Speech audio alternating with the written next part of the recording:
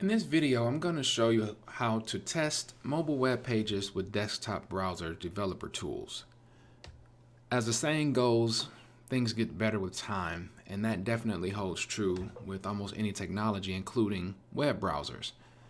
In the earlier days of web development, web design, you would have had to use what's called an emulator in order to see what it was like using a mobile device to view your web page. See what your web page would look like on a mobile device for testing purposes. And you still can do that, and it is highly encouraged to do that if you're working in web development or web design. However, just for a quick test, and also because many features have been added to modern browsers, I want to take some time to show you how you can do just that with modern browsers. Also, if you're really early in the web development industry, or you're just getting started, maybe you're taking a class, this is something that you can use along the way just to get started until you can go deeper. And in other videos, I'm actually going to show you and work with how to use emulators a little more in depth to do some of your testing.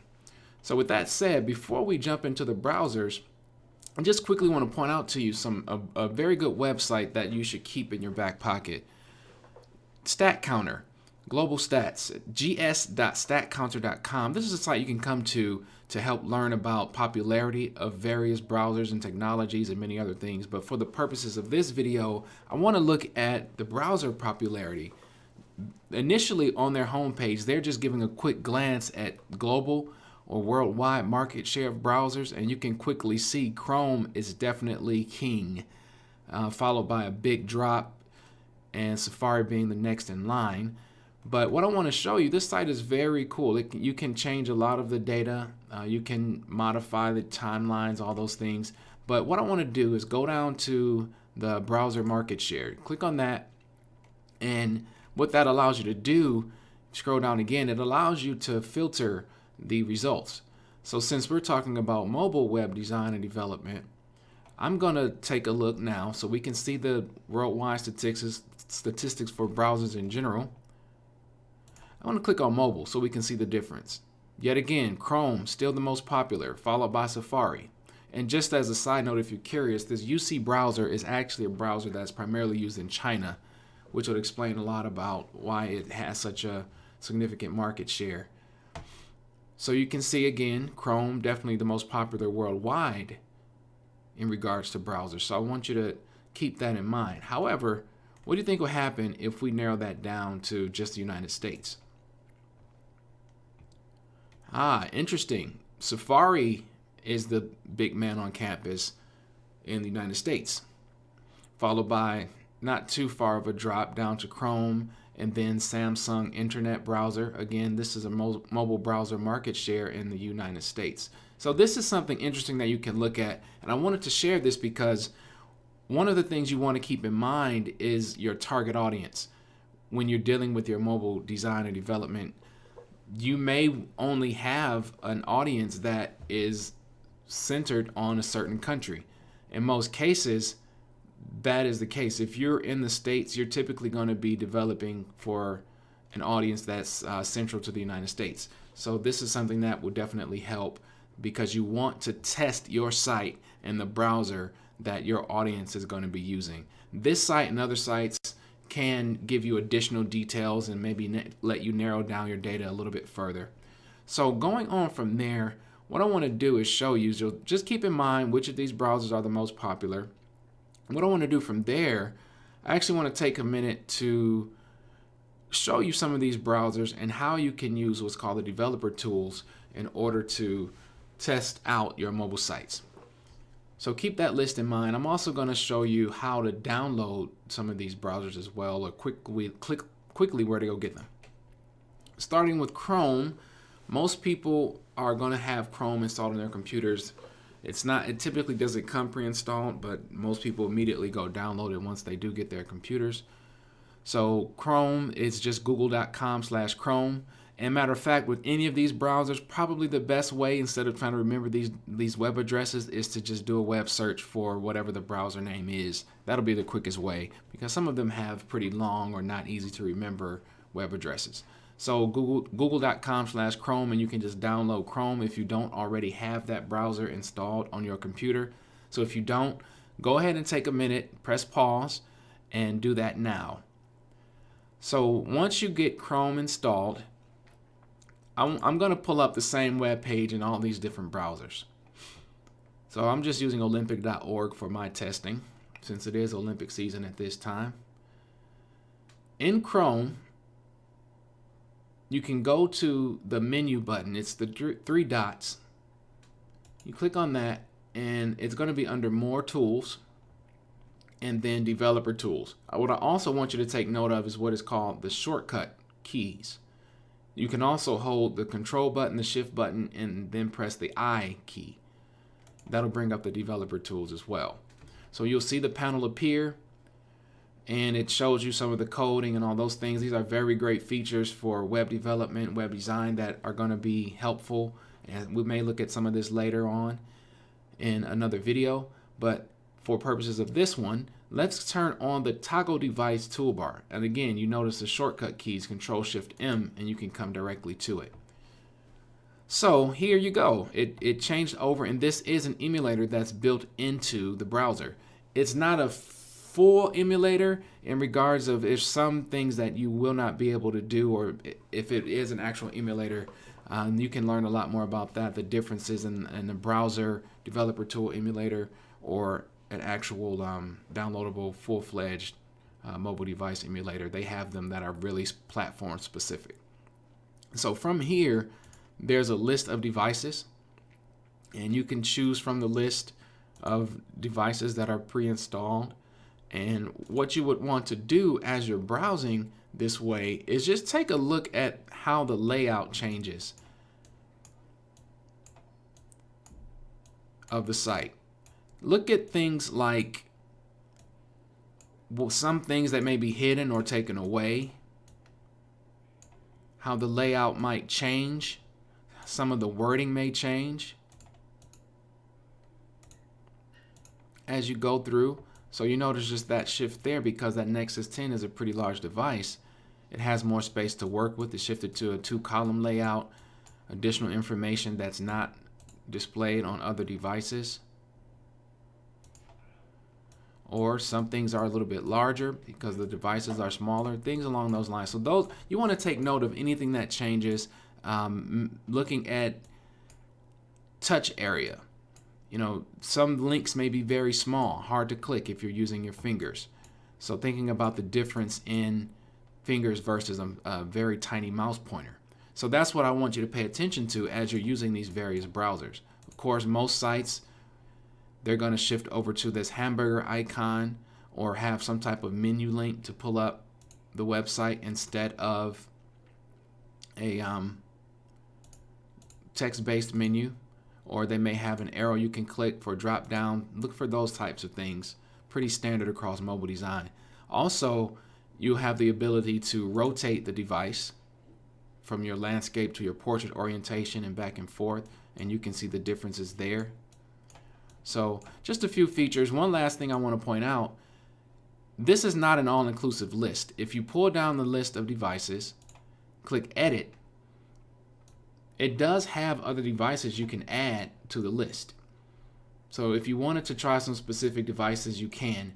And most of the browsers, actually all of the browsers, are going to have an option where you can add a custom device. You can give it a name and some specifics such as the ratio or the screen size. And then you can also, you'll learn a little bit later about how to go obtain a user agent string so that you can put in a specific user agent string, and it'll tell the browser to behave a certain way based on that device. So that's something we'll learn about later as well. All right, so moving on from Chrome, Opera is another popular browser, as we saw. Opera is very similar to Chrome. And that's basically because a few years back, they decided to switch over to use the same engine and then just make a few modifications and customizations from there. But that has a very easy website address, opera.com. You can go there and download it. Now, if we go to Opera, you have to click on the Opera icon, which will take you to the Opera menu. the developer options, and then developer tool. Notice it's the same shortcut, Control-Shift-I. So click on that. Again, almost identical to Google Chrome. So I'm not going to spend too much time on that. You can see it's pretty much about the same. Go through and add the devices as well. So almost identical to Chrome. So moving on from Opera, we'll take a look at Firefox. If you just go to mozilla.org, there's a link for Firefox. You can check out mozilla.org, mozilla.org, and you can download Firefox. So go ahead and press pause and take a minute to get Firefox downloaded as well. And once you come back, open up your web page that you want to explore. Firefox has the hamburger icon menu, and you want to go to Developer, and from that list, take note of the shortcut. You can do Control, Shift, and M, or just click Responsive Design Mode, and it's going to take you to a similar interface. It doesn't pull up the coding console and all of those things, the inspection console, as Chrome did, but this is very similar. Has a few options that you can explore. We're not going to get into it this time, but at the top of the particular web page frame, you can click No Device Selected, and then it gives you a list of devices that are preset for your testing.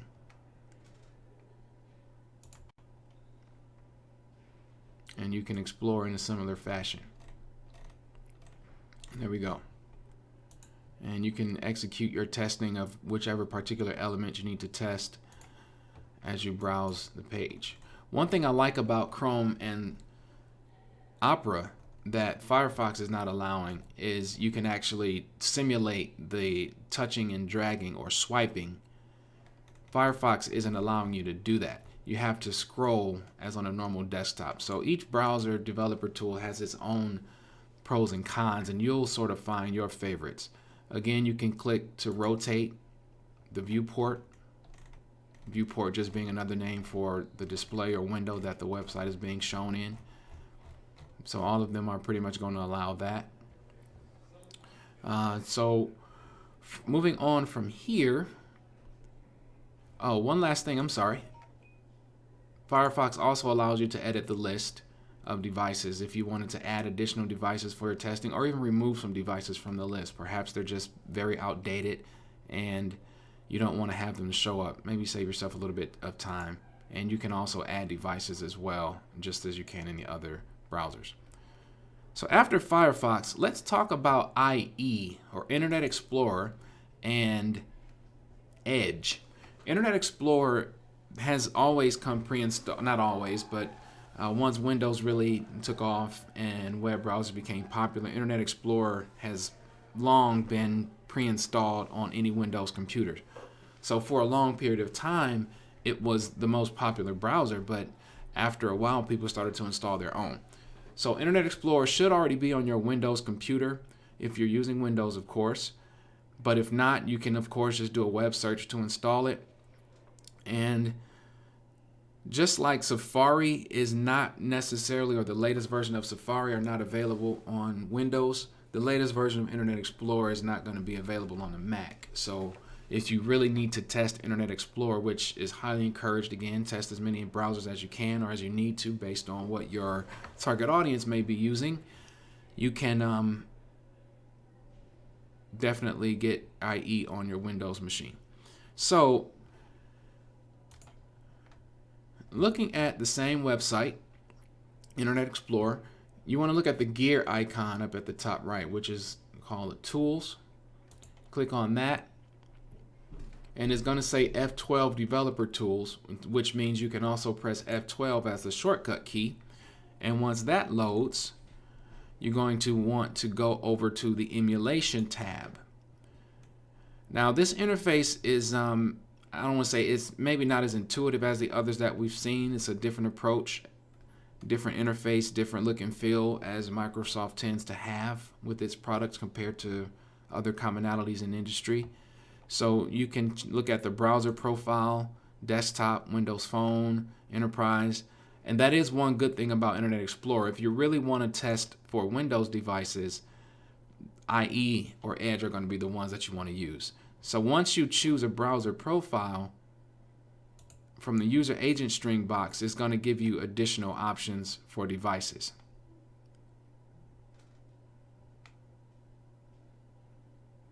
So you can try another device here, and it's going to update the preview for you.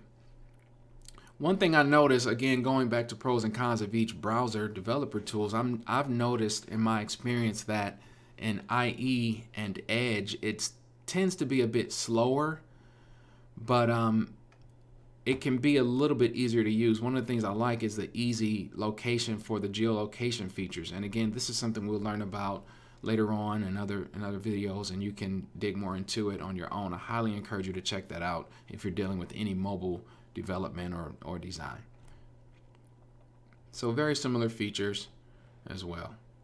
You can change the orientation from portrait to landscape. You can change the resolution, of course, but typically you may want to leave that at the default if you're working with specific devices. All right, lastly, let's take a look at Microsoft Edge. Again, you can do a Google search for it. Edge, basically Microsoft is now looking to promote Edge as its primary browser. It's fairly new. I believe it started with about Windows 8, and now they're really pushing it as an IE replacement eventually. It has a very small market share, as we saw on the statistics site we looked at, but it is definitely gaining, and as you know Microsoft will do, they're going to try to push it and have it pre-installed on a lot of their Windows systems. So Windows 8, Windows 10, recent versions of Windows, it's going to come pre-installed with Edge. If not, you can always come and download it. So go ahead and press pause, take a minute to download Edge, and come on back. So we're going to open up the same website, and as you can see, very similar to Internet Explorer, but instead of the tools or gear icon, it has the 3 dots menu, but it's the same shortcut keys, F12 developer tools, and as you can see, it has almost pretty much the same exact interface and options as Internet Explorer. So I'll save you some time on that, and you can definitely explore, browse your site, and see what differences you find. So hopefully this was helpful for you, and I'll look forward to working with you more.